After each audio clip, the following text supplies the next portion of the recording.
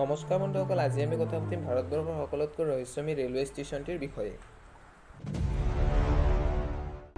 ৰেলযাত্ৰা কৰি আমি সকলোৱে ভাল পাওঁ, কিন্তু কি হ'ব যেতিয়া ৰেলযাত্ৰা কৰি থকাৰ সময়ত আমি আগতীয়াকৈ জানিম যে আগৰ ৰেলৱে ষ্টেচনটো সকলোতকৈ ভয়ানক বা ৰহস্যময়ী ৰেলৱে ষ্টেচন।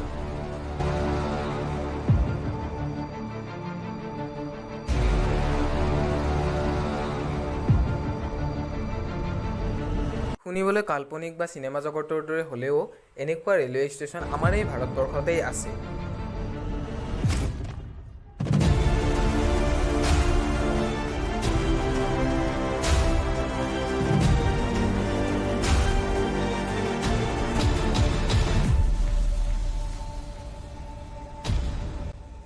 এই সৰু ৰেলৱে ষ্টেচনটি এটা মাত্ৰ আত্মাৰ বাবে ৪২ বছৰ ধৰি ৰেলৱে ষ্টেচনটো বন্ধ হৈ আছিল।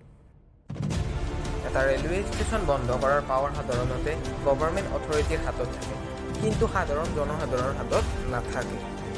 কিন্তু ইয়াতে সাধাৰণ কৰ্মচাৰী MLA লগতে গাঁৱৰ কিছু সংখ্যক মানুহেও মানিছিল যে ইয়াত কিবা নহয় কিবা এটা আছে। ১৯৬০ চনত ৱেষ্ট বেংগলৰ পুৰুলিয়াৰ পৰা অলপ দূৰত বেগুনকোদা নামৰ এডোখৰ ঠাইত নতুনকৈ এটা ৰেলৱে ষ্টেচন স্থাপন কৰিছিল। এই ষ্টেচনটো আছিল গাঁৱৰ মাজত, কিয়নো যাতে গাঁৱৰ মানুহখিনি যাতায়াতৰ সুবিধা হয় আৰু লগতে গাঁৱৰ মানুহখিনি যাতে মেইন ষ্টেচনলৈ যাবলৈ লগা নহয়।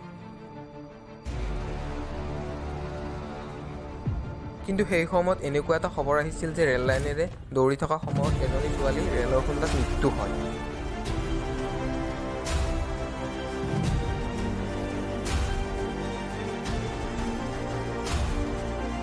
ঊনৈছশ ৬০ চনত এই ৰেলৱে ষ্টেচনটো আৰম্ভ হৈছিল আৰু ১৯৬৭ চনত এই ৰেলৱে ষ্টেচনটোৰ মুখ্য কৰ্মচাৰীজনে প্ৰায় এটা ছোৱালী দৌৰি থকা দেখা পাইছিল আৰু প্ৰথম দিনা দেখি তেওঁ এজনী ছোৱালী বুলিয়ে ভাবিছিল, কিন্তু নেক্সট দিনা ছেম ড্ৰেছত দেখিছিল আৰু লাহে লাহে তেওঁ প্ৰায় এই দৃশ্যটো প্ৰায়ে দেখিছিল আৰু শেষত তেওঁৰ মৃত্যু হৈছিল। ইয়াৰ পিছত সকলো কৰ্মচাৰীৰে কিবা নহয় কিবা অঘটন ঘটিছিল আৰু তেওঁলোকে ভয় কৰিবলৈ আৰম্ভ কৰিছিল। তাৰপিছত কিছু কৰ্মচাৰীয়ে কৈছিল যে লাগিলে আমি চাকৰিয়ে বাদ দিম, দৰমহাই নালাগে, তথাপিও এইটো ষ্টেচনত বাচি থকা ইমান সহজ নহয়।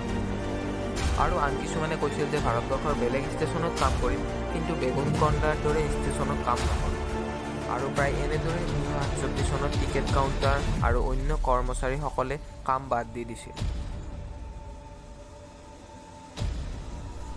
সেই সময়ত মানুহৰ মাজত এনেকুৱা এটা ভয় সোমাইছিল, ৰেল চালকজনেও সেই ৰেল ষ্টেচনটো পোৱাৰ আগতে স্পীড ডাবল কৰি দিছিল আৰু যাত্ৰীসকলেও খিৰিকীবোৰ বন্ধ কৰিছিল, কিয়নো যাতে খিৰিকীৰে কিবা ৰহস্যময়ী বস্তু চাবলগীয়া নহয়। আৰু প্ৰায় ৪২ বছৰ ধৰি ১৯৬৭ চনৰ পৰা ২০০৯ চনলৈ এই আত্মাটোৰ বাবে এই ৰেলৱে ষ্টেচনটো বন্ধ হৈ আছিল। আৰু বহুবাৰ গভৰ্ণমেণ্ট এমপ্লয়ী আৰু তাৰ MLA সকলোৱে কৈছিল যে সঁচাকৈ তাত কিবা নহয় কিবা এটা আছে। কিন্তু ফাইনেলি ২০০৯ চনত মমতা বেনাৰ্জী সেই সময়ৰ ৰেলৱে মিনিষ্টাৰ আছিল, তেওঁ এই ৰেলৱে ষ্টেচনটো আকৌ খুলি দিছিল আৰু তেতিয়াৰে পৰা ৰেলৱে ষ্টেচনটো খোলা আছে। এতিয়াতো দিনত মানুহ ভালদৰে দেখা যায়, কিন্তু ৰাতি এতিয়াও আগৰ দৰে মানুহ দেখিবলৈ পোৱা নাযায়। কিন্তু এতিয়াও মানুহবোৰে ৰাতি কিছুমান ৰহস্যময়ী ঘটনাৰ সন্মুখীন হ'ব লগা হয় বুলি জনা যায়।